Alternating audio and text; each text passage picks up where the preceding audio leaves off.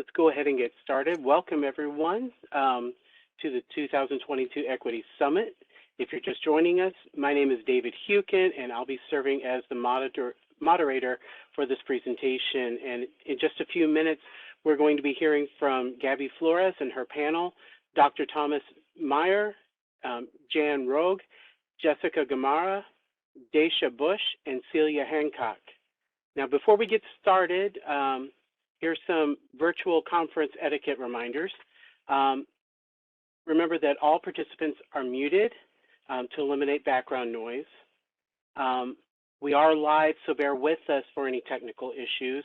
As you're listening to the presentation, please feel free to post any questions or comments in the chat. The chat will be monitored throughout the presentation. Please be respectful to our speakers and panelists and to one another in your comments.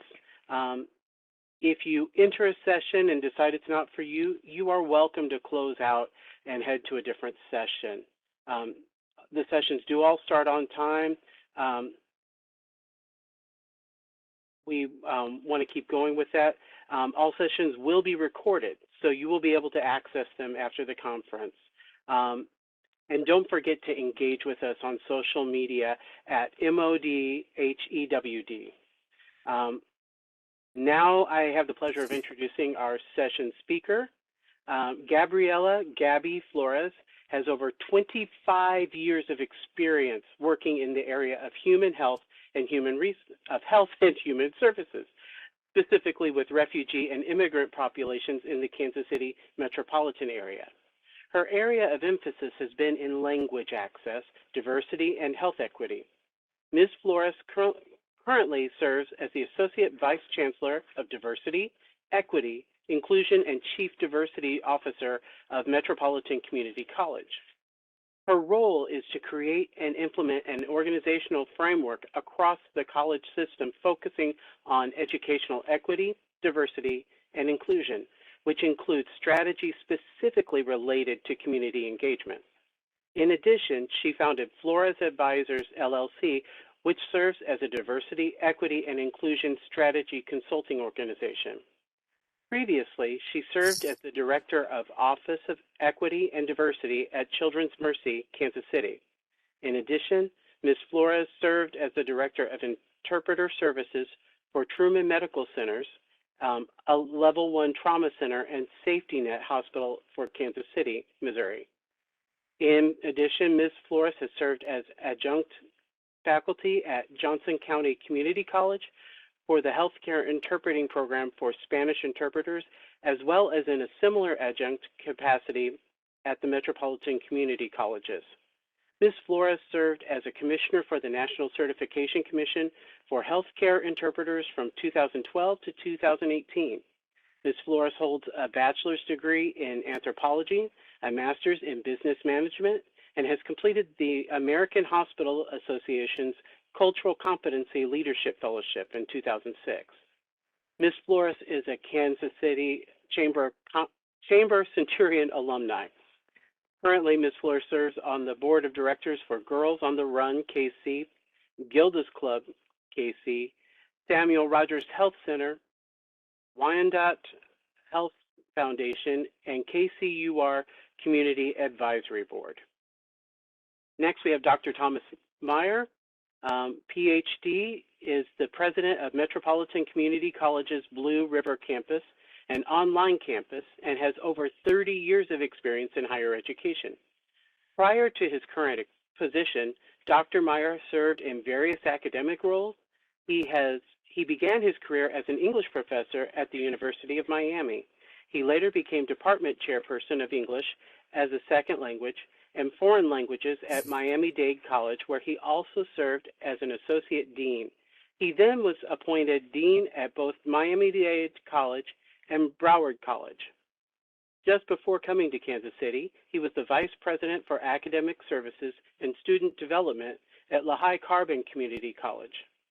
In addition, Dr. Meyer has experience in the private sector as a management consultant in the area of organizational development and leadership training for immigration and naturalization services, as well as in the healthcare and pharmaceutical industries. In the community, Dr. Meyer currently serves on the board of directors for the Truman Heartland Community Foundation, for the Inglewood Arts, and for the Mattie Rhodes Center. He also currently serves on the Independence Mayor's Advisory Commission on the Arts, holds ex officio seats on the Independence Chamber of Commerce, the Blue Springs Chamber of Commerce, Oak Grove Chamber, and actively participates in the Rotary Club of Eastern Independence. Next is Jan S. Rogue. Having taught at Metropolitan Community College since 1996, Jan Rogue enjoys serving the wide-ranging students and watching them grow and achieve their goals. Like many of our scholars, she grew up here in Greater Kansas City and attended a local school, Rockhurst University, where she earned her BA in psychology and BA in Spanish.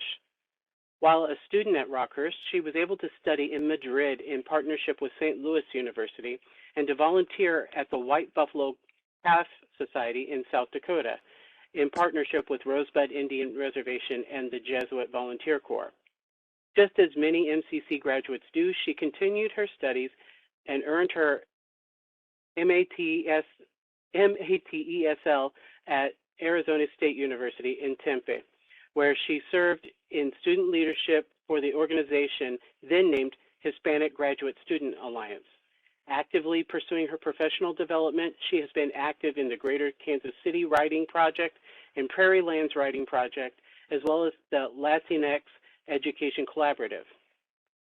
Through these organizations, she has volunteered in local schools and has presented much of her ongoing professional work. Jessica M. Gamarra has been part of the Metropolitan Community College since 2014. Native to Kansas City, she earned a Bachelor of Science in Sociology and Theater from Kansas State University and a Master of Counseling and Guidance from the University of Missouri, Kansas City. Her current role as dual credit coordinator helps high school students have an opportunity to earn college credit while in high school. Jessica has also been an adjunct instructor in psychology for Northwest Missouri State University since 2017. Jessica has a passion for helping students navigate their educational journey while using the resources available to reach their career goals. Her career experience has given her the opportunity to live her purpose by working with first-generation, low-income, adult and traditional-aged military and special population students in the areas of enrollment. In her current position, she has a unique opportunity to give students a start towards their goals. Many believe they are not good enough for college or that college is only taught in a traditional classroom. She loves being able to support students and give them the chance to know that they can earn what they need to start their career. Dachia Busch has enjoyed being a valuable member of the counseling department at MCC Penn Valley since 2007. She is a Kansas native, credited with a Bachelor's of Science in Social Work and a Master of Education degree in Sports Administration from Wichita State University.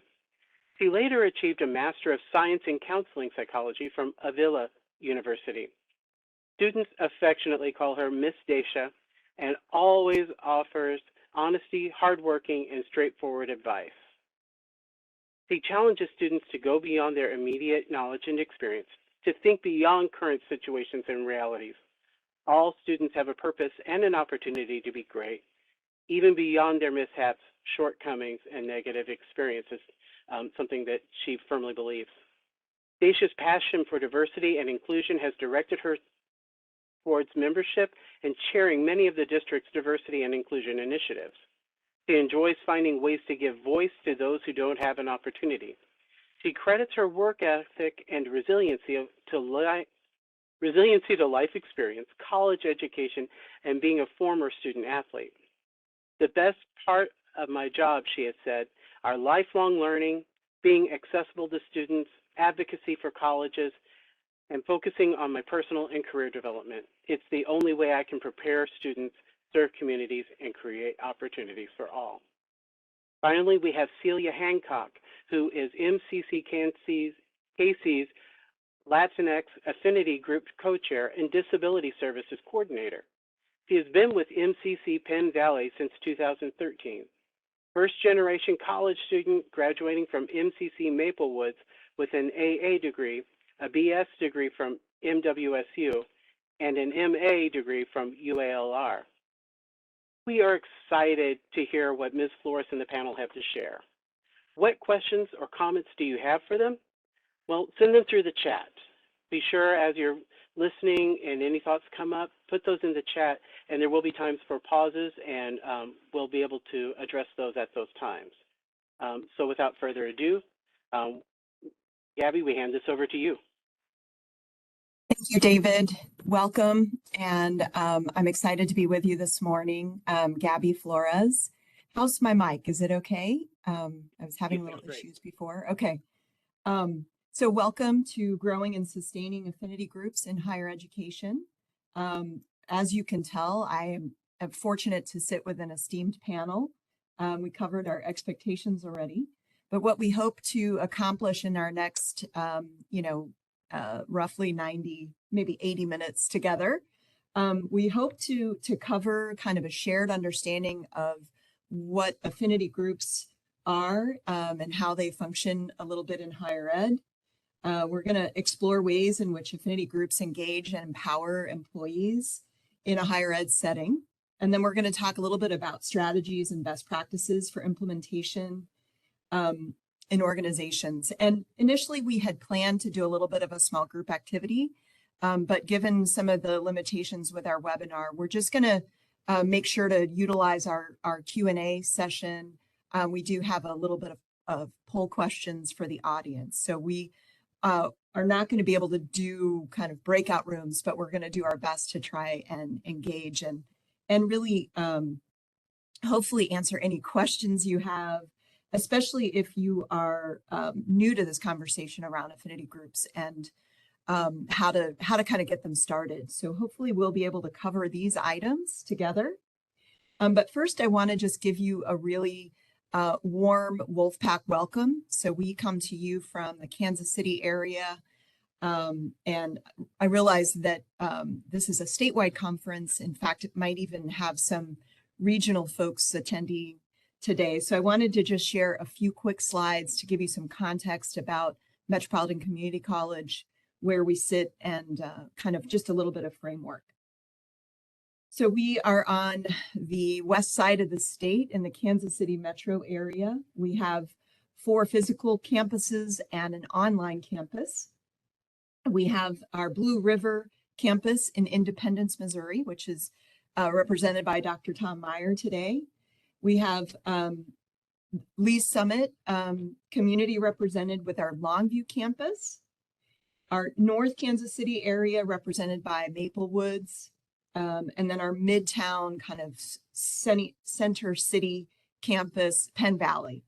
So we have, a pretty broad footprint across the KC Metroplex, and having recently driven from pretty much all campuses. I serve on a district level. So, it takes anywhere from 20 to 40 minutes to get to any of our other regional campuses, except for online. That is accessible instantaneously. So this is just a snapshot of where we sit. I want to call out that there's 2 additional locations that are kind of bundled into the red. Our Health Science Institute, which is where many of our health science programs, nursing and physical therapy and those kinds of things sit as part of our Penn Valley campus, and they're an adjacent building. And then in addition, we have the Advanced Technical Skills Institute. So many of our CTE programs or technical education are also adjacent at a building maybe half-mile away from our Penn Valley campus. And then lastly, our Public Safety Institute, where our police academy is, sits adjacent to our Blue River campus over here. Again, just a little additional context. We have 8 academic and career pathways, 120 plus associate degree and certificate programs, flex scheduling, really robust online programming. and a really nice 19-to-1 student to faculty ratio, which is really an amazing experience for our students. Just to kind of give you a quick snapshot of our race and ethnicity demographics, both of our community, student body, and employees. I'll call your attention down here to kind of the summary.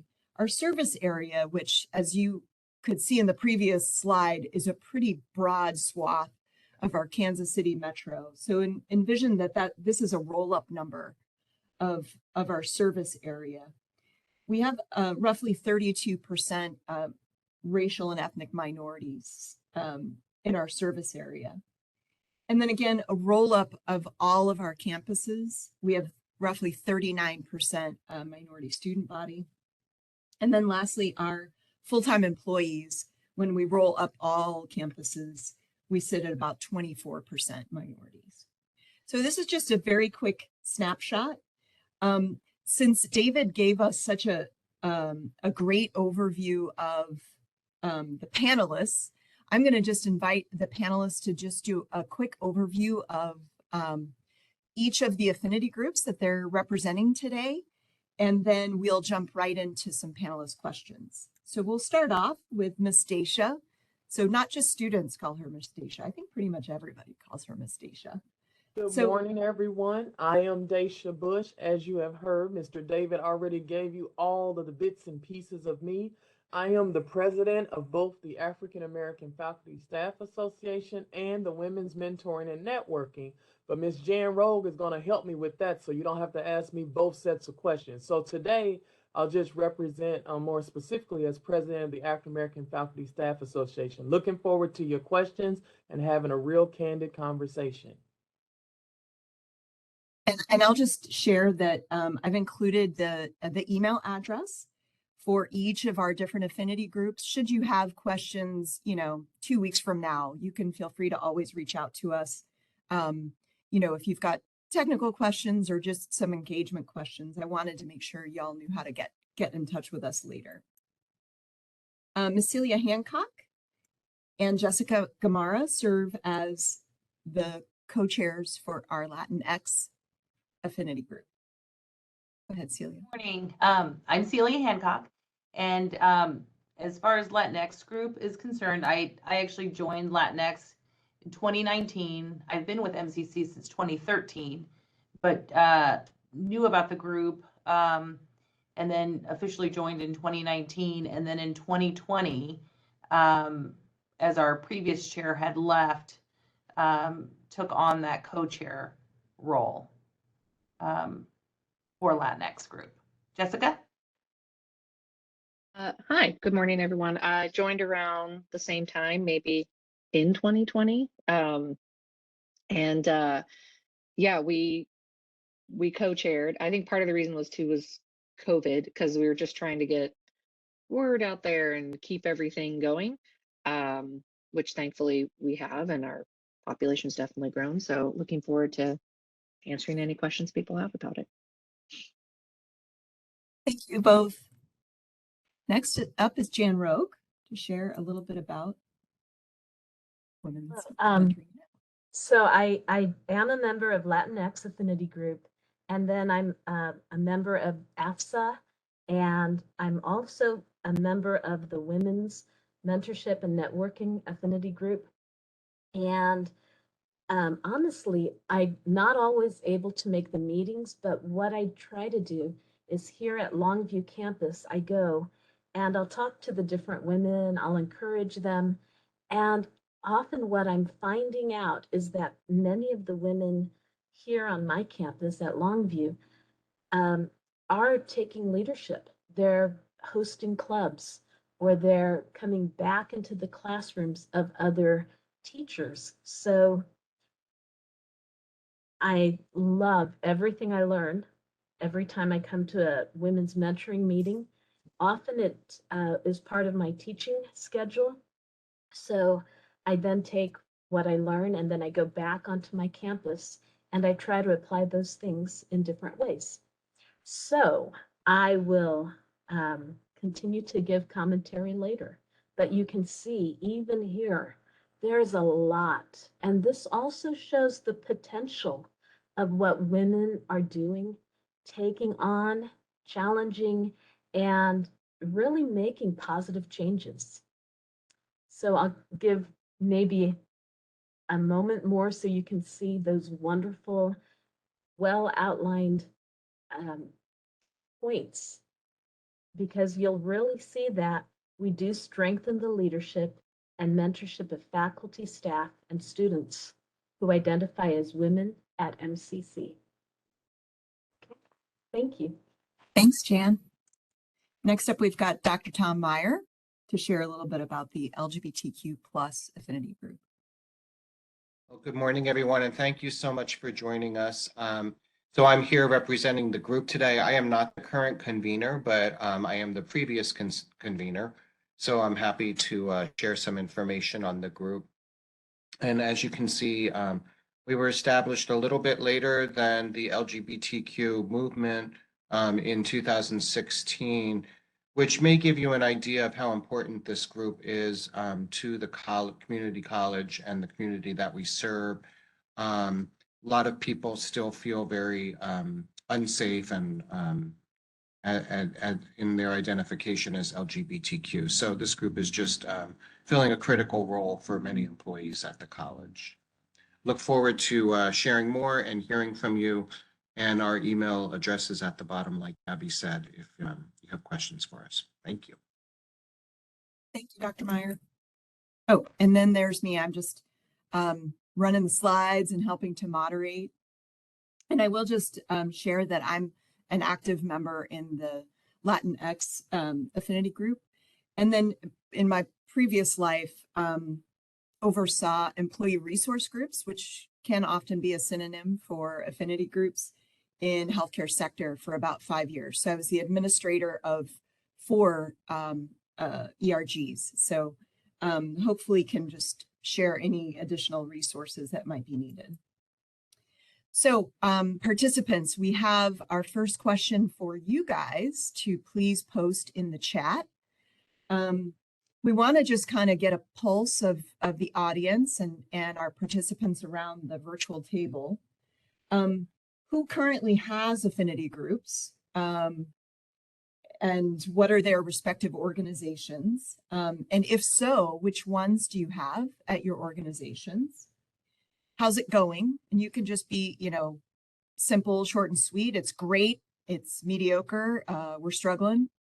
And then there might be folks around the table that do not have affinity groups. So we want to hear from you too, because some of you may have joined this session to learn how to pioneer affinity groups in your organization. So go ahead and just take a minute or two and drop in the chat. And David, if you wouldn't mind reading back a few of our respondents. I'm trying to see the chat as well. I will do that. Thanks. So we're waiting for your responses. May I say something? Of course, Jen. Milagro, Mia is in the house, so welcome. I'm so glad to see you. So I know people are typing in, but you have been essential in getting excellent information to all of us, and she's part of our MCC team. Thank you, Jan. I appreciate that.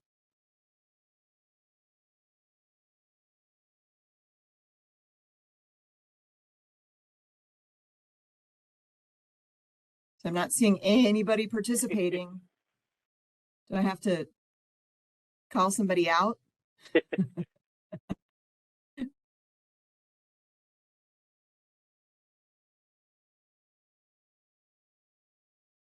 Somebody at least just do a test. Let's test and see if it's working. Let's Great. see. Oh, wonderful. Getting a couple in. UMKC has affinity groups for Black faculty and staff, LGBTQIA, Latinx, Disability, Alliance, Anti-Racism, and White Allies. Let's see from. Good to see you, Kimberly Johnson. Thanks for logging in. From Julie Kiefer, she said, I believe we have LGBTQ plus. let's see. We And do. where's MACC? Do you know, David? I do not. Julie, if you can chime in where you're, where MACC is, or what school you're representing, or whatever, please let us know. I must admit I'm fairly new to my position. I've been here since August 1st, so I'm still learning a lot of the lingo. So let's see. Right here at Department of Higher Education and Workforce Development, there was a comment that we've talked about creating some here at DUDE, as we like to call it, so in the workplace and not at an institution. Moberly Area Community College in Columbia, Moberly, Mexico, Kirksville, and Hannibal, Julie said. So thank you. Let's see, KCPS is in the process of launching LGBTQ affinity groups.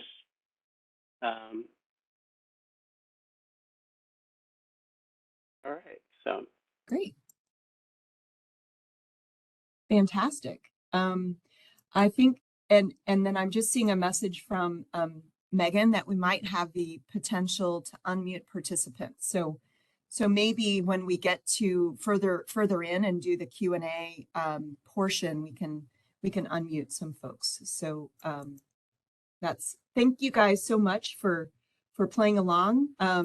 It looks like there's a couple of folks who may have joined in the hopes of maybe helping to think about or start or launch affinity groups in your home organizations. So we're excited that you joined us today. Very quickly, we want to just maybe lay down a few definitions or working definitions for today's session. Affinity groups can be defined as just simply a group of people linked by a common interest or purpose.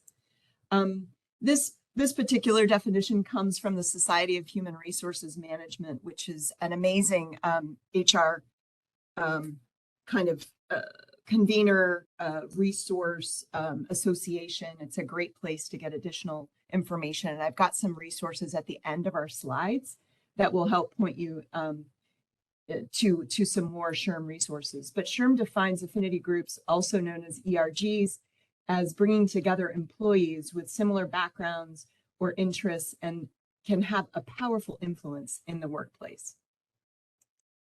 So for MCC, and I'd invite any of the panelists to chime in on this slide, our focus at MCC has really been about inclusion.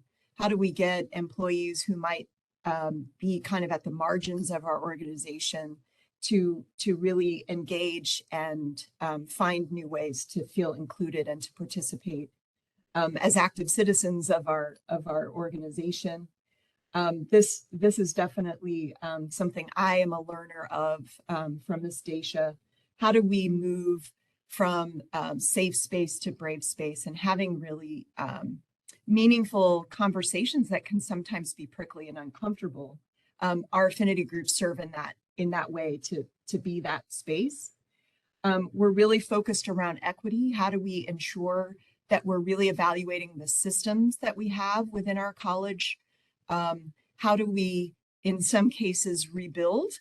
How do we sometimes patch? And in some cases, we have to completely deconstruct and start anew.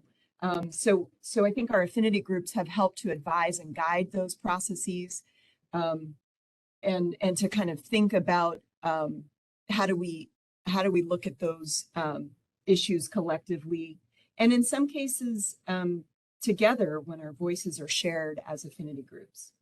Two important notes that I think are really important is that our affinity groups are autonomous in nature, so they don't really have a very formal institutional structure. They do, however, serve on the Chancellor's Advisory Council, which is an important seat to have input. And it's definitely a shared power model. So there are leadership teams that might look and feel a little different by each affinity group. So hopefully we'll talk a little bit more in depth about this. Panelists, are there any additional observations you would note about kind of how our affinity groups are focused at MCC? Nope. I will say, they really are open to all employees.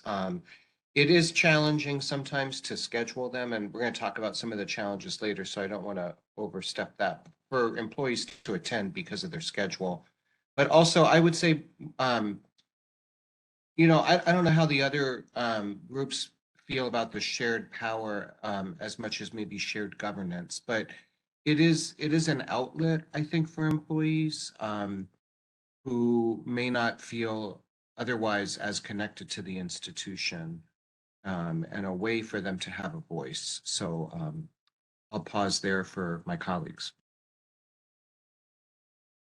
Dr. Meyer. Any other thoughts before we move away from this slide?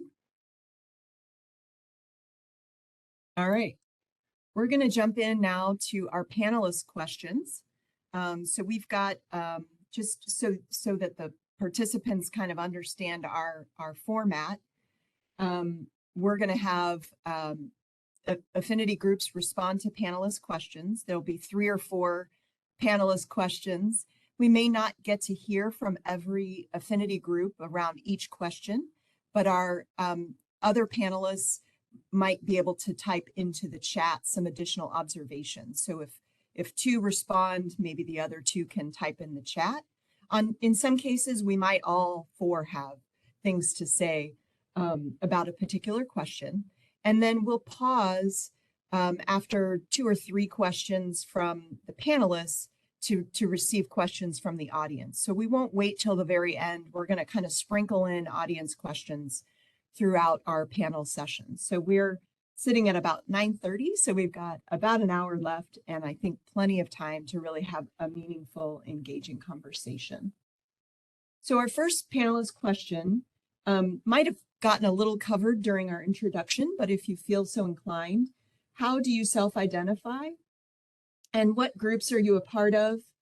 And which ones would you wish to have that we don't have currently? Who wants to start us off?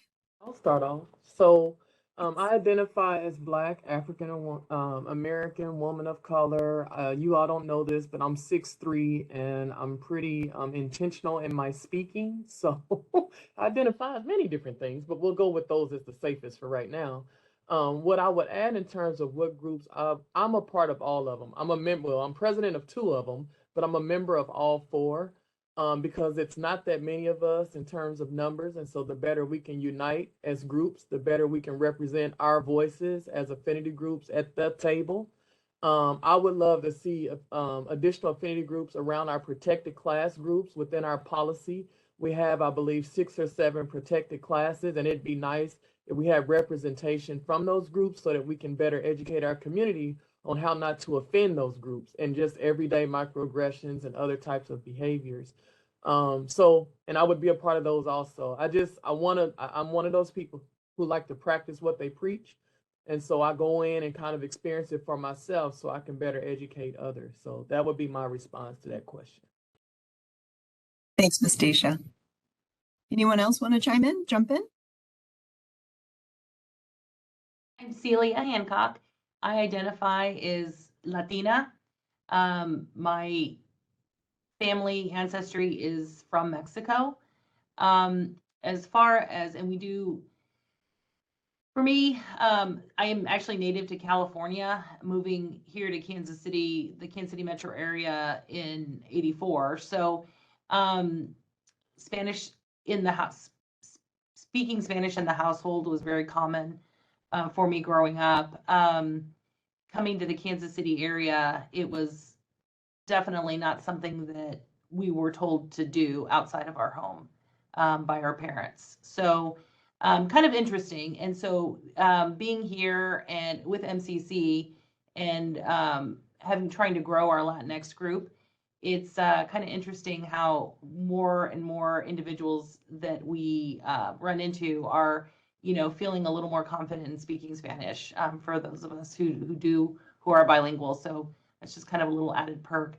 As far as the groups, again, Latinx chair, I would love to be a part of the other groups as well. Unfortunately, my time is very limited. And so I do like to hear from the other groups. That's one of the great things about our affinity groups is that we can join the groups, and visit the groups as, as we would like, and to hear about what's going on. And that's how we, for Latinx, kind of just enjoy people coming in to visit every once in a while and stop in at our meetings, or even just interested in knowing some of the events that we're working on. So, but I wish I can join all of them.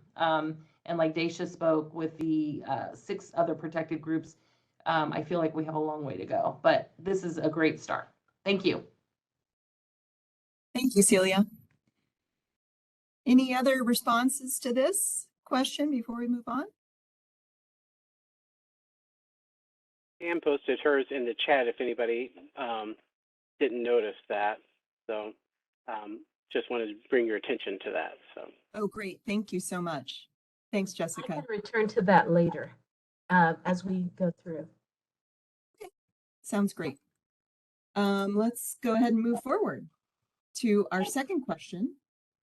Why and when did the affinity groups get started at MCC? I think I'll start because we're the oldest. We being the African American Faculty Staff Association, we were established, you all, back in 2006. And surprisingly, unlike my other 3 affinity group starts, our start actually began in the community. It was a community suggestion that a group focus on African Americans, Black folk, people of color, minorities, if you will, at the time. And it started specifically at the Penn Valley campus. So we have grown and become a district group encouraging others to do the same, but it was actually the community. And to give you a little bit of context, what was going on is that I think Gaby, she showed how the surrounding areas of where the campuses are located, well, the leadership wasn't consistent and neither were many of the positions on the campus consistent with what the community surrounding was. And so the community was like, what is going on over there? Like, we have persons of color that can be in these positions. And so they challenged MCC Penn Valley at the time to be a little bit more intentional about making sure we hire a diverse leadership, faculty, staff, and so on and so forth. And so we took on that charge. And so initially, the president at the time was holding community luncheons every year, inviting the community in and giving updates on the state of the college. And that's when the community pretty much said, hey, we'd like to see a little bit more. So that's how the African American Faculty Staff Association actually originated, was through the community and not necessarily internally through employees. So that's a little tidbit that makes us a little bit different and unique, and also why we're so much older than the other affinity groups. Thanks, Ms. Dachia. I appreciate the context. Looks like Dr. Meyer's lit up. Are you wanting to chime in? Well, I was going to answer the previous question. I identify as a gay white male. And for the LGBTQ group, I mentioned earlier that I was surprised that it didn't start sooner. Because the LGBTQ movement has been around for much longer than 2016. So I was kind of surprised when I came to MCC, and I reached out to Dachia after I found out that she was the person that would probably be able to help me reignite this group. And I would like to see the group do more. And I guess, it kind of ties into what people feel comfortable with. And there's still just a lot of closeted individuals out there, and that's their decision. There was a question in the chat, Gaby, about is it appropriate to ask students how they self-identify? And I don't know how the rest of the group feels about that. The affinity groups are meant more so for faculty and staff, and it's really open participation. So whoever wants to participate, regardless of whether they identify as part of that group, they may still want to be a member, as Dachia said. But, with students, I think asking their pronoun preference or their name preference would be appropriate. I don't know how much farther than that I would go. just due to the fact that things are just so sensitive these days. But I'd love to hear from some of my other colleagues on that question as well. I'd Hey, like to, oh, I'm nope, sorry. Jan. Nope, Jan, go. Oh, okay. I will just say, with so many people even saying, please seek out a mentor on campus. I've had many students come talk with me, and it does take time. Often students are learning about who they are, and for a lot of my particular students, they have been outside of traditional classrooms for a good 2 years, or they've been traditional, non-traditional, here, already building upon all the variations before. So I will tell my background. I will share about my family, but I don't make it about myself only. I then tie it into what I want to work towards. And that, for me, allows students to come forward and write or explore it later. But I set up parameters ahead of time.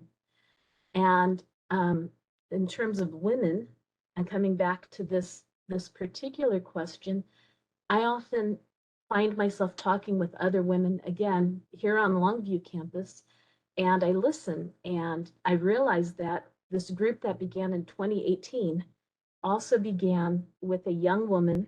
Her name is Jessica, amazing young woman. And she needed to leave Latinx Affinity Group in order to start the women's group. And so sometimes I'm seeing, even among my colleagues, that they're spread so thin. Like, you need to represent here, you need to represent here. Oh, and these are in addition to your regular jobs. And so with that, I listen a lot more. I realize that women might have different ways of speaking or learning to give their voice.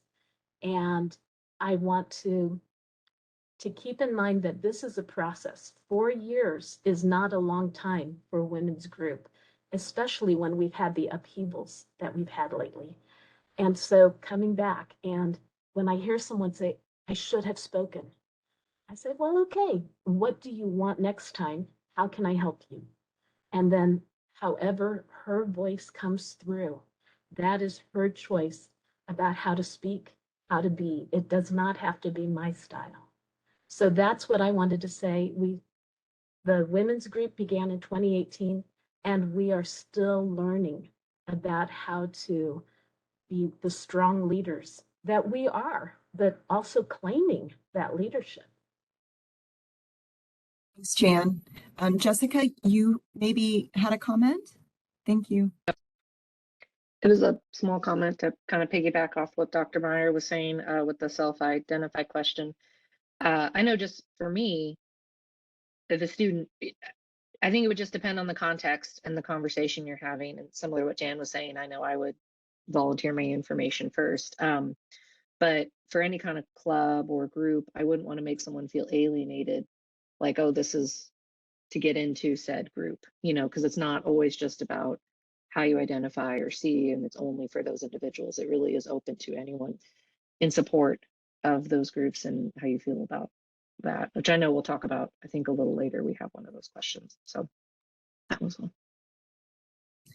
Thanks, Jessica, for adding that comment. I will just share one comment about student self-identification and pronoun utilization and chosen name that I think, and I know that's not our topic for today, but I do think that there's ways in which an LGBTQ plus affinity group might be able to help support a student club through policy, through informing policy. And so, for example, if your college doesn't have a chosen name and preferred pronoun policy, maybe those two groups could collaborate together. I know at a previous college where I was, we worked in tandem together with some key staff, together with our LGBTQ student group, to create and inform a policy around chosen names so that the structures could be fixed, the processes could be fixed within the electronic records, but also in the classroom settings for students to be recognized by their chosen names. So I think there's a real opportunity for collaboration between student and affinity groups. Let's move on to our next question. For panelists, can you share out 2 or 3 accomplishments of your affinity group? Who wants to kick us off?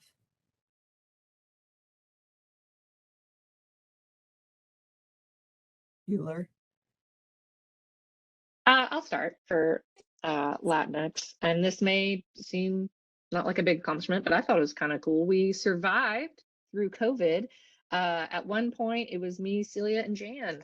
Sometimes in meetings, even though we had other members, it was just everyone was there, right? We all had a rough time, so that we still kept regular meetings, still kept talking about things we could do. We figured out a number of opportunities we could do virtually, bringing in guest speakers that I thought were pretty impactful from our community.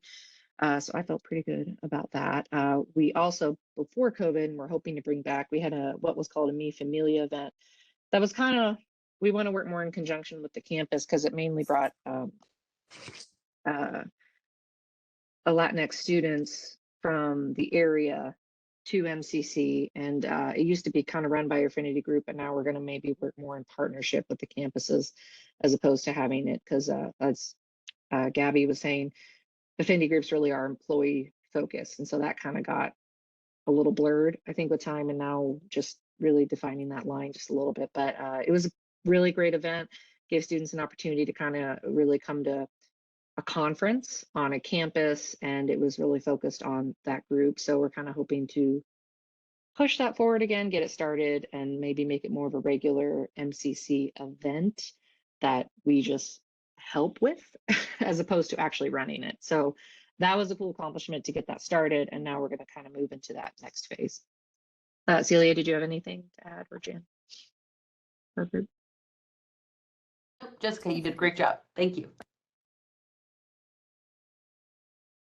I would add for the Women's Mentoring Network group, because I'm president of that one too, that what I am most proud of is that they tolerate me. And so what I mean by that is, I think that when you think of affinity groups or ERGs, people think, well, what have you done? Like, that's one of the first questions. What of the world have you changed and made better? And I want to let you all know that this is a very slow moving process. I mean, if you're going to make change, you have to build a relationship. And so with the Women's Mentoring Affinity Group, there was a space of time in which it wasn't active. The leader had to step away. And so I came in as president and just asked the few members that were still around, do you all want to get this started again? And the few members said yes. And now it's like 12 of us. And so as president, what our first thing to do was to get to know each other. As women, we're silenced a lot, are socialized to stay quiet even when we want to speak up. And so that's what I went in as president trying to combat. So what we did was, our meetings are an hour, but for 20 to 30 minutes, each woman member was asked to share something they're passionate about that they wanted to educate the rest of us on. Again, to build relationship, but to get us using our voice and getting the courage to speak our truth, whatever that may mean. And I think because of that, they tolerate me even more. So I just wanted to mention that just because you exist as an affinity group doesn't mean you immediately start to change the world. I mean, you're talking about groups that are fighting against the status quo in some way, and that's a very hard and challenging space to be in. And so it takes special courage and personalities to do that. And so you have to build that unity just so that everybody's on board together, because again, we just don't have the numbers. So anyway, that's something I'm very excited about in terms of the Women's Mentoring Group. Thanks, Ms. Dachia. I appreciate your insight so much. I see that Ms. Jan's got her hand raised. Go ahead, Jan. But I believe you're muted. Okay, Dachia, I raised my hand because you just bring joy. I want to tell you that first. And second, I also see so many women from AFSA who are involved in women of color. I see many opportunities in which you have, even before the affinity group was founded officially, you were supporting women from MCC when we'd go to conferences, when we would have leadership. A lot of different women from MCC, and I did not ask them this particular question to get their permission. They're involved in Women's Caucus. They're involved in the voting. One of the members from the women's group is actually going to different MCC campuses to talk about voting and what is needed. And she's with the League of Women Voters. I see a great deal of the women's mentoring and networking in terms of the Women of Accelerant monthly meeting that's brought forward here. Women getting involved in their churches and many of their social organizations that bring servant leadership. And again, many who are taking on additional roles as club, as team, as even social group leaders. And so I want to say, you just keep that energy, Dachia. We love it. You're working it and you're making us better. Sorry, wrong button. We thought maybe you had a follow-up question, Jan. Any other folks want to respond to this question, or should we move forward? I can go real quickly. So, the LGBTQ group is small, but it has accomplished quite a bit. And so we created a scholarship, a memorial scholarship, AJ Slater. It's for LGBTQ students to apply. Last year, we awarded to 2 students. And so we're quite proud of that accomplishment, and we continue to fundraise through that. So we do a fundraiser every year. And it's a bingo game at Hamburger Mary's. Many of you may have heard of that chain. It's a drag bingo. It's quite a fun event. We do also celebrate National Coming Out Day with our students, and so we do a group photo on each campus of faculty, staff, and students, and then those photos get posted to our outlist. And our outlist also has grown, and we started that, I think maybe it was a year ago now. And so that's on the MCC Colleges page, and it lists employees that feel comfortable sharing their sexual identity as being LGBTQ. And I think we have about 15 employees now that are included on that list. And then every year we also participate in the Kansas City AIDS Walk to help raise funds for that. And that's a college-wide. I can't say that the LGBTQ group really, I wouldn't say that's one of we didn't start that tradition, but I think it's an accomplishment that we participate in. So, thank you.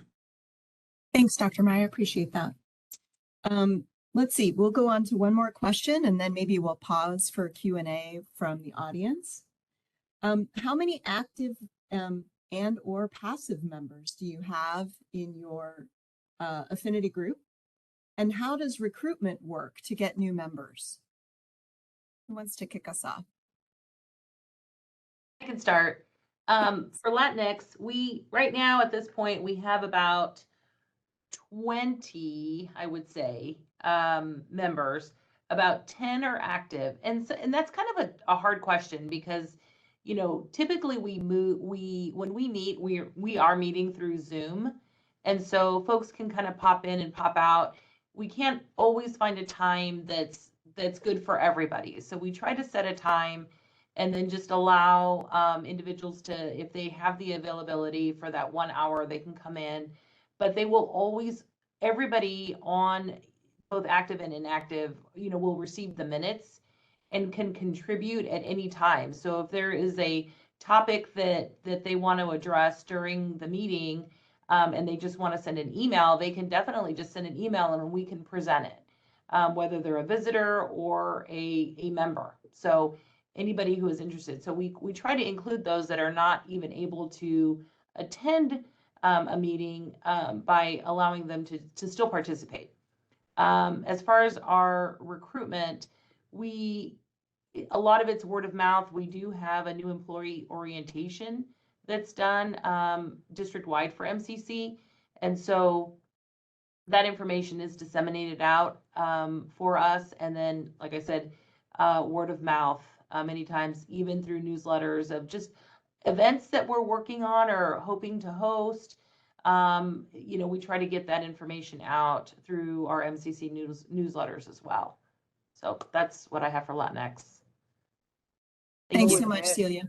I would add to what Celia said, in that when you are an affinity group that represents a race type, we can't hide who we are. And so it's not too difficult to find the people of color in the mix. And so a lot of times you may see us outreaching to persons who we think may identify and just ask them. So we've had many members from the African American Faculty Staff Association who will invite new employees to our meetings just to give them a feel and introduce them to the space, with no obligation to stick around or come back if they don't want. Similar to the women's group, many of the women have invited and shared the link, because we are all meeting virtually right now, shared our Zoom link with other women who just want to come in. And to Celia's point, our district HR group is amazing. They have invited us, the affinity groups, into the new employee orientation. So we get about 10 minutes to kind of branch off of what Gaby's team, the DEI office, talks about in terms of trying to get employees engaged in affinity groups and hopefully building new ones. So that is absolutely true. And I had to say it again because we didn't have that opportunity. Like over the years, we've just been embraced. Whereas before, initially, when we were the only one, there was lots of pushback. It says African American. Are those the only ones that can be in the group? And blah, blah. I mean, all this pushback was happening. But over time, MCC has really embraced us. And we've challenged MCC. I won't say that somebody just woke up and said, let's be nice to the affinity groups. No, we had to build a case, get our DEI office on board. We even got to the point, you all, where we got so cool with this that we coordinated historical annual events with the group. So, for example, La Familia that was mentioned in the chat by our Latinx group, that was something that they kind of grow and included students in. Obviously, you know about African American History Month, so that would give the ASFA group spotlight. And then we had the LGBTQ plus. There was this coming out, and so there was a celebration of talking about moving from safe spaces to brave spaces to kind of introduce them to the institution. And then the women's group, we've always had a women's juncture conference that many of you all may have attended years back. So there was these groups that kind of confirmed our existence, and so it was kind of consistent, which would get the message out. So it's really been an excellent experience to kind of be a part of the beginning and seeing how much we've grown and people have embraced us. So absolutely. The newsletter, like Celia said, you can join us through the newsletter. They're posting our email and contact information. HR has a newsletter. We're in that too. So it's kind of now become an institutional thing. We still have work to do, but it's just kind of cool to see our progression over the years. Thanks, Dachia. Any other panelists want to respond?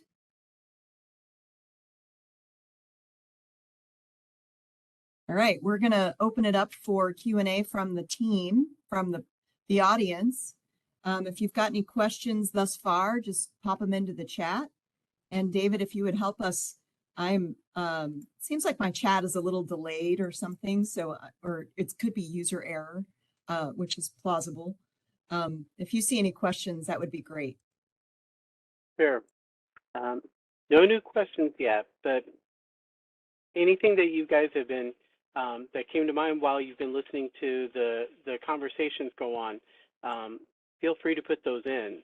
We want to hear from you.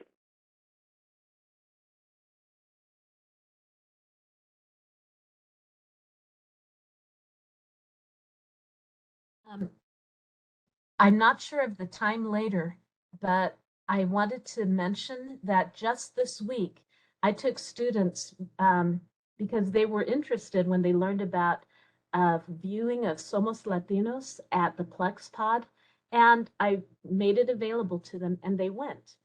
Another time this same week, 2 days ago, I received information from AFSA about a filming of Till Black Votes Matter, Black Voters Matter, and this was an amazing opportunity. I made copies and I took them to my classes since that time, but I also posted it on each of my Canvas sites, and students wrote back. These are small ways of helping students do small things first. My one point that I want to emphasize with students is help them create teams first, help them make ideas of awareness and otherness before asking them to take on a big task. It is really demoralizing from what some students have told me that sometimes their first outreach is to do something that they feel they're going to be, quote, graded upon. And so I also wanted to bring back something I observed from AFSA when both Dachia and Andrea Henderson worked together. Even before COVID, there was this multi-campus meeting in which the AFSA members would have computerized Zoom meetings. Perhaps it wasn't Zoom, but they would still contact with other campuses. And my students were invited to come. So 2 students, Brian Cooley and Emmanuel Cleaver, yes, part of that family, came and they turned to the other students in my class and they said, would you come with us? So their classmates came, even if they themselves did not identify the same way, they went in support. And so while Dachia was welcoming them and other members were there, Andrea was right there with them as well. And so it's a team approach, and it's really critical that those students found a way to work as a team, and then later they would do active work. So that's what I wanted to mention. Thank you, Jan. David, I think we have one question. Okay. Let's see down here. I was looking at something that came up earlier. It says, do you include discussions training of look not to be offended as part of outreach discussion starters as an education tactic? If so, did it work? So I'm wondering if we might be able to unmute Laura to just clarify a little bit more about that. I think, because I don't want us to miss the intent of the question. Let me see if I can find her in my list. Jumping down here. I may have to just quickly unmute everybody. So it'll be the easiest way. If That's scary, isn't it? And Laura, if you wouldn't mind just... Oh, there we go. Laura is unmuted. Okay. So. Great. Laura, if you wouldn't mind just to clarify a little bit about what you mean by look not to be offended as part of outreach or discussion, so we can make sure to address your question.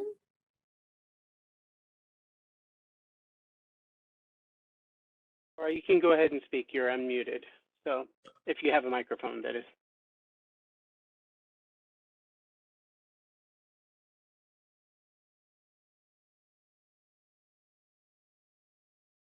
All right. Well, maybe. No, I have you unmuted. I have you marked as unmuted. So try to speak and see if we can hear you.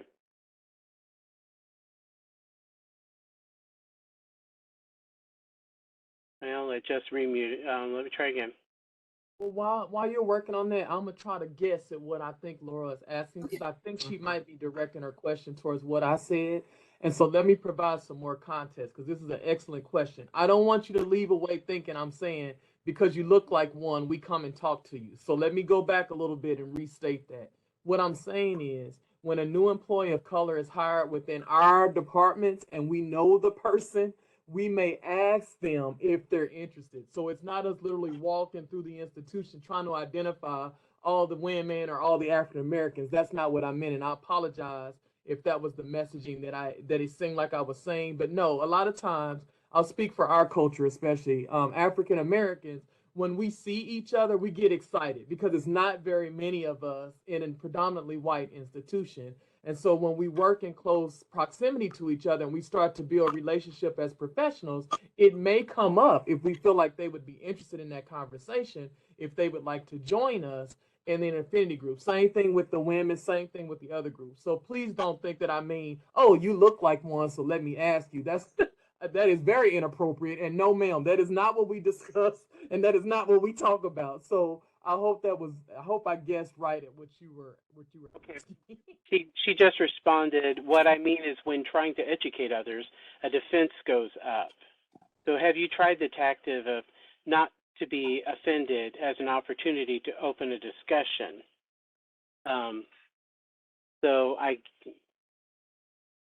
Does that make sense to you? I guess I just navigate the waters a bit differently. I I don't know. I guess I just don't. I don't know. I'll let someone else take a whack at that. Well, I'll share. You know, we have had instances at a former campus that is no longer at that we closed, where there were some very insensitive things said, and so we did dive into a deep diversity, equity, and inclusion types of conversations and training, and I think there is a natural reaction on many people who consider themselves enlightened, you know, when they're confronted by what they've said and the conversations that take place around that. And I think I think that the natural human reaction is to be offended when somebody calls you out. So it is something that I think we did, you know, say, you know, these are candid conversations, courageous conversations, difficult, just whatever you want to call them. So I don't know that it's a tactic as much as trying to ground people and say, okay, look, we're all having this conversation together. We're all in it together. That doesn't excuse the behavior, but it does at least help try to get people back to the table to have a conversation about it. But I'm not I'm not gonna lie and say that it's easy. And you know, to me, it's just surprising that in the year 2022 that we still have to have some of these discussions. But it shows you that we have a lot of work to do. I did want to ask, there was a comment in the chat also about how we include this in the orientations. Dachia, are you still doing those presentations, or is it Gaby now? And I think it would be good to share, because I do think, I mean, that's how I found out about the affinity group. I don't think I would have been actively involved had I not found out about it through your presentation. Yeah, so we're given 10 minutes to talk about the affinity groups, and our human resources group will put our introduction letters and contact information, our goals and missions in the new employee packet so that employees can read through it and decide on if and when they want to visit us. And then I come in and verbalize it and open up space for questions. I cover in the presentation how shared governance works, our formal process, and how affinity groups are an informal process. So we aren't governed at all. We are in charge of ourselves and trying to supplement and support the mission and the value and the goals of the institution. And so, because I'm president out of 2 out of 4 of them, I'm kind of our mascot of affinity groups. So I go in and talk to the group, and then if I'm not available, I will call on one of my peers who lead the affinity groups to step in for me. So I know Celia's done it before. I don't know if Dr. Meyer drew a short stick. I think you did, Dr. Meyer. Yeah. So anyway, just to provide a presence to encourage employees to participate. So yeah, it's and we follow right after Gaby's DEI presentation for our district, and so it fits very well because even she references us in her presentation. So yeah. Thank you. Thank you both for responding. I see that Jan's got a hand up.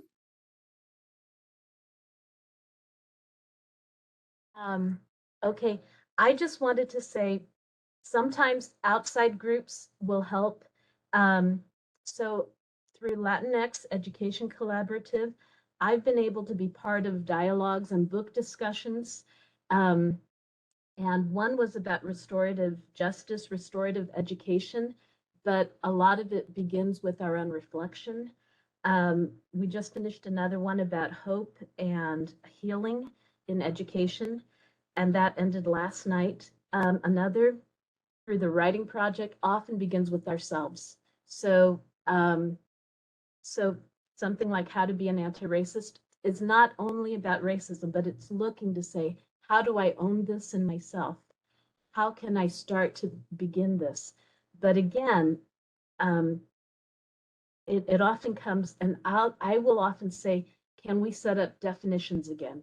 Can we make sure we're on the same page? Or can we look at something that will set a common ways for us to look towards the common goals? So often I might sound nerdy, but that's not a bad thing. Saying what is some research, what are some parameters or strategies we can work through together. And sometimes if it seems a little sensitive for a school, I will then reference an external organization because they can handle it. No one's going to chase after them. I mean, that's kind of the truth. When people here at school are worried about it, I'll say, well, let's go to a book reading outside of school, or let's go to a conference outside of school and then bring those ideas back. So that's mine.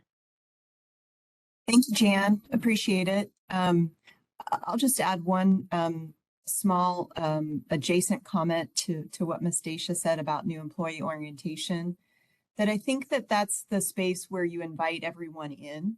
And that's the space where all employees, regardless of how they identify, really, sorry, I just had a blip with WebEx. Can you guys still hear me? Yes. Okay. Sorry, my screen just fizzled out on me. I think that that's really an important invitation to all employees. So even if they don't identify as a particular group, they're welcome in, and that creating that space of inclusion in each of those groups where we all learn, all teach, is really critical. And I think Dachia sets the tone for that in the new employee orientation. And then the leaders really role model that within the affinity groups, because I've had the good fortune of getting to go to many of them as well. And you see that that culture of inclusion is represented in how they manage the group conversations, how they manage the leadership teams. You know, it's really evident. And I think that employees really do sincerely feel welcome when they come in, even if they're there as allies or as learners, like, wow, I really need to learn about, you know, XYZ. And so people are kind of being vulnerable and putting themselves into spaces that may not be familiar, so that they can learn more. So I really think that is cultivated, and Dachia sets the tone for it. And then the leaders really create that space within their each unique affinity groups. So I'm just going to do a time check. It's 10:13. So I want to make sure that we hit a few more panelist questions. And really one important one. So we'll do maybe two or three more panelist questions, and then we'll hold space for some more Q&A from the audience. And then we'll close with some resources for you, which I think might be helpful, especially for those folks that are newly forming affinity groups and might need a little bit more of a toolkit type of thing to help them grow or cultivate. So if the panelists would tackle this next question while I work on fixing my other screen. How does the college leadership and administration support the work of the affinity groups? And go. Just to provide a little bit of history, our current chancellor is the one who actively made sure affinity groups was stamped somewhere on our overall shared governance hierarchy, if you will. So while we are not formal, she made sure to have us included so that people could see us there. So there's a good and a bad to that. So the good is awareness. The good is value and purpose. The bad is we don't have a whole lot of power. So, but that's good too, because that means we have to depend on our colleagues and others to kind of help us push some of these topics, education, informing, and you know, and so forth. But I will say initially it was a challenge because I love Dr. Meyer for this. He broke the bar. Like, he was an administrator who led an affinity group. Before that, I'd ask my administrators to participate, and they say, "Oh no, I would make the conversation change. People would be uncomfortable." And I'm like, "No, come on in and try it." And not only did Dr. Meyer jump in, he said, "Hey, I'll lead it. Let's just go with this." And because of that, many people were attracted to see a leader leading an affinity group. So he even helped in his position to kind of get us out there. So yes, our college leadership supports it. I mean, we were stamped right there with all the other groups, but there's still some educating and engaging that we still have to do. But that would be my quick answer to that question. Thanks, Ms. Dachia. Anyone else want to respond? I'll share a story. I want to thank you, Dachia, for that. But, you know, I think it's just really important that college administration does support the affinity groups at all of your institutions. And I think there's high schools here as well. So just administration in general. But I'll share a quick story. When we were doing the out list, there was very passive resistance to putting that out list on the website. And, you know, it really felt like homophobia. And sometimes when it walks like a duck and sounds like a duck, it really is. So, you know, there were some really candid conversations that I had to have as an administrator of, you know, these are employees who are asking for this, and it's a shared governance group. But it took a heavy lift, and don't think if we had had the support of the administration that that list would have been published. I think if it were a different class of employee, staff, or faculty trying to get that list on our website, it probably might not have made it. So I just want to stress the importance of, if you're in an affinity group, don't hesitate to find that administrative support. Thank you, Dr. Meyer. I see Jan's hand up. Go ahead, Jan. It takes time for groups to get to know each other. And I will also say that AFSA's from 2006, and I saw incredible teamwork long before the pandemic. All of these things that I would even write down and think, ooh, we could try that, or I can try that for my classes. I even come to meetings and I hear power and common voices and common visions. It might take a while for us in other affinity groups to find that same group power, because what I worry about sometimes is saying, this is the way to do it. We're going this direction. I'm the one who's telling you what to do. And that is not what I see in terms of empowering other Latinx, other first generation immigrant families, other women. And then I would like to see support for employees with brain injury. I would like to see support directly for refugees and immigrants. However, those people, my people, and I don't want to say those people, it takes time for us to be able to say, this is what we need.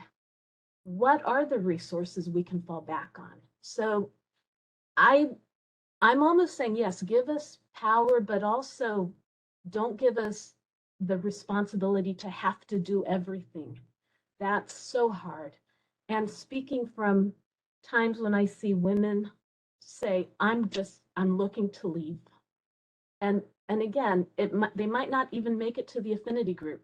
They're saying, I just need to be quiet, or finding out that another Latinx employee left, not even making it 3 years at our institution. For me, I would say, yes, we need the power, we need the support, but it's not only support from others, it's support among ourselves. And I'm big with circles.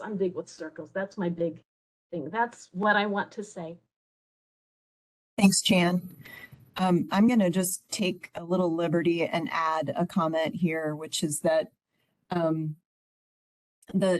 leadership and I put myself and Dr. Meyer in that bucket, and that we bring forward to executive cabinet any affinity group issues. We're working with the chancellor to get a budget for the affinity groups, and so we've secured budget for this year. It's small but mighty and meaningful, and hopefully it becomes an earmark then within the budget moving forward. So each affinity group has a small working budget. Secondarily, one thing that we're planning for in the spring is to bring in some training for affinity group leaders.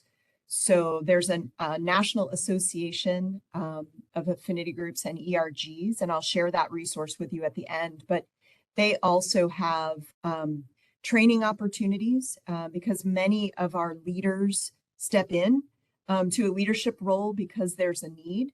But they may not, they may feel like they don't have the right skill mix to be leading this group. So we want to be able to provide and offer some additional training to our affinity group leadership teams. So that's something that we're going to be planning for in the spring, and that we've got some funding for. So those are ways in which I think the leadership demonstrates support for the affinity groups. Any additional comments before we move forward? It is 10:21, so I'm going to just move us to the last question for the panelists. So close your eyes for a moment. I'm going to scroll through a lot of questions. Here we go. This is going to be our last question for today's session. We had a lot of questions prepared, not really knowing how many we'd get through. We had them all in our slide deck. So we will close with this question. What would be one key piece of advice you would offer a college or university colleague who is interested in starting new affinity groups? Who wants to kick us off? I'll start. So, I have lots of advice for you all. I guess the thing I would say is just try it.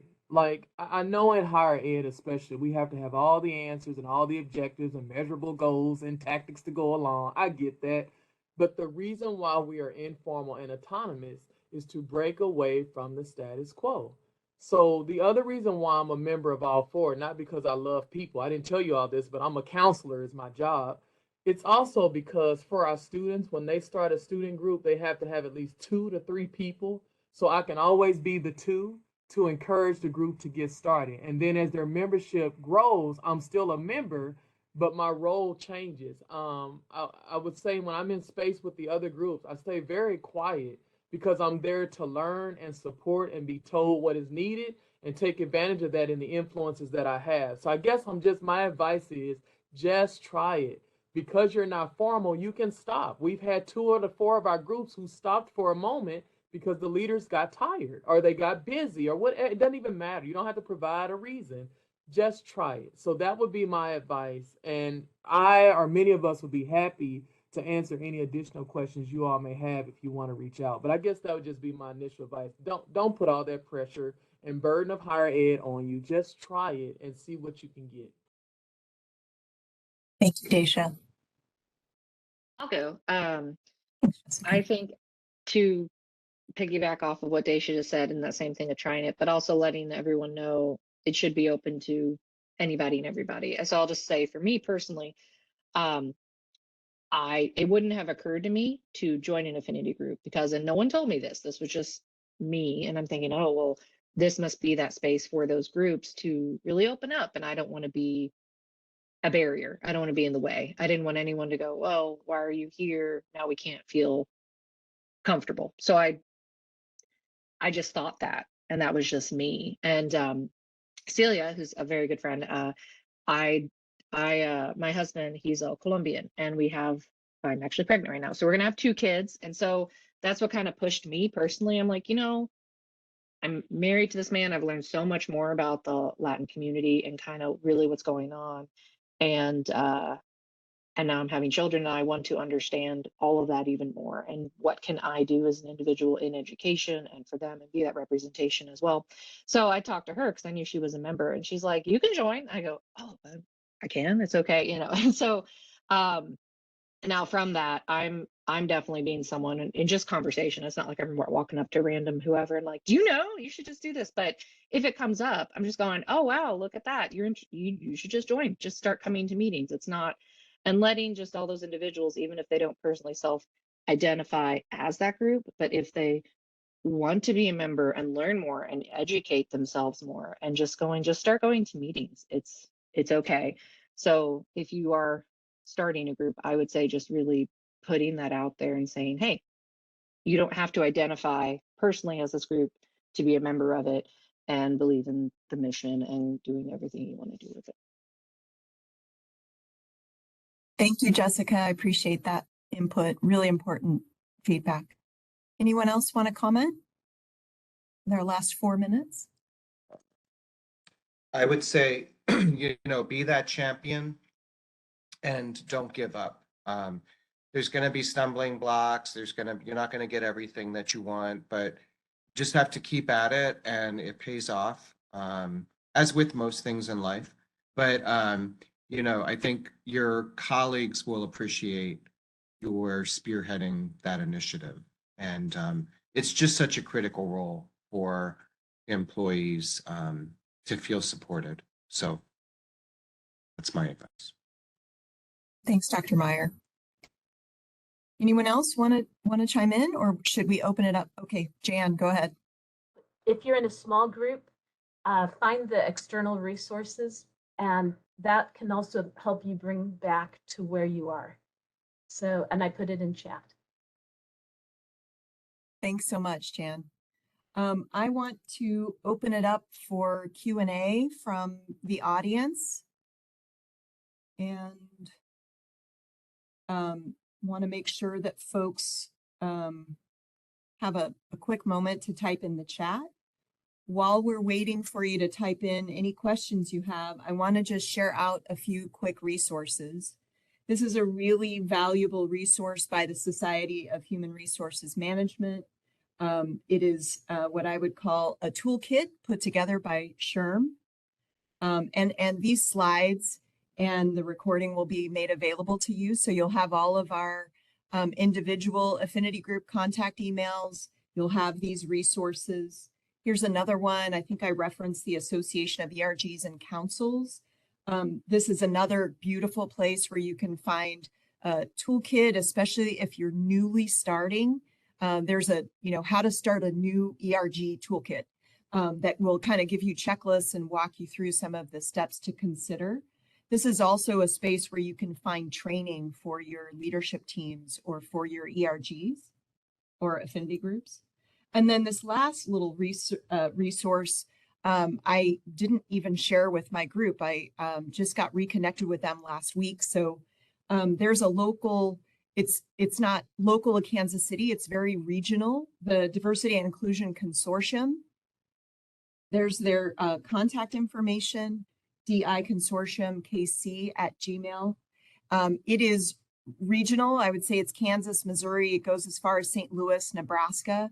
We come together quarterly and just kind of go over DEI content, but they have a subcommittee that is what I would call an alliance of ERGs or affinity groups. And they are part of the D&I consortium, and their email is ergconsortium@gmail.com.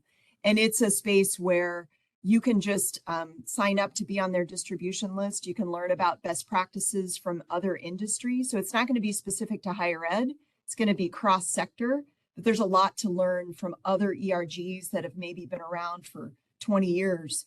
So it's another resource that you can join into if you want to learn more. David, do we have any questions in the chat? No questions have popped up. So it looks like people are understanding you pretty well, which is a good thing. Great. Either that or they're very shy. All right. I failed to include a final slide, which was our contact information, but hopefully you can go to the beginning of the slide deck and the recording. And feel free to reach out to any of us. And if you've got questions that come up, we are just eager to help in any way we can. And thank you guys for joining us today. It was a really great way to spend the morning, and I'm thankful for those of you that were able to jump into the chat and share and give us some feedback and food for thought. Very good. Well, Ms. Flores and panel, we're so grateful for everything you've provided, and want to remind everybody it's 10:30. There's time for break. Be sure to come back at 10:45 for the next sessions, and enjoy your time. Thank you all for attending. Thank you, everyone. Thank you. Bye.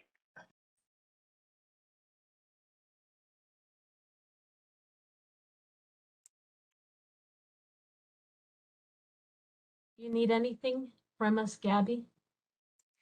I think we're good. Thank you guys so much for participating today. And I'll make sure and send you guys the final slides just so you have them for your record. Thank you, thank you, Ms. Scantlin, for the applause. Hope you guys have a great rest of conference. Thank you. Can you hear me? Yep. Yeah, we can hear you. Oh, I put it was kind of late. I put a question in the chat. You mentioned a national association for affinity. Was that put in the chat, that information? It was not put in the chat. Okay. Let me see if the sharing feature is still available, because I can put it back up. Okay, maybe I can take a picture of it. Yep, that's what I need. Yep. Sorry, I missed that slide. Okay. I'll take a picture of it really quick. And they do have an annual conference, which is outstanding. It's usually in May. Okay. Obviously, they've been paused a couple of years, but it's a really great resource. Okay, thank you. I missed that slide. All right, see you. All right, thank you, Bye-bye. guys. Bye-bye. Bye, everyone. Thank you.